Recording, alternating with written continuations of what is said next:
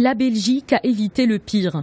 Une opération antiterroriste réussie à Verviers, dans l'est du pays. 2 suspects ont été tués, un 3e a été appréhendé lorsque la police a tenté d'interpeller plusieurs jeunes revenant de zones de combat, de Syrie notamment. Au total, une dizaine de perquisitions ont eu lieu un peu partout dans le pays, principalement à Bruxelles. Elles ont ciblé une cellule terroriste opérationnelle qui visait les forces de police.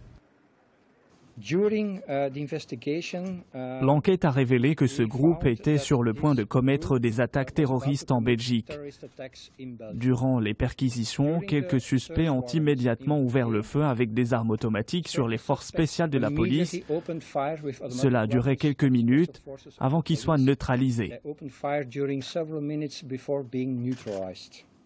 Cette opération intervient une semaine après la mort de 17 personnes dans 3 attaques perpétrées en France par 3 terroristes. Des attaques menées contre l'hebdomadaire satirique Charlie Hebdo et un supermarché cachère.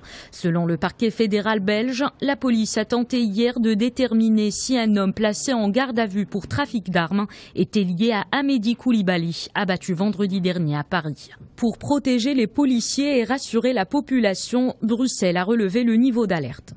L'organe de coordination pour l'analyse de la menace a décidé de relever le niveau d'alerte en Belgique au niveau 3 sur une échelle de 4 envers les services de police pour toute la Belgique et reste au niveau 2 avec une vigilance particulière pour certains autres endroits.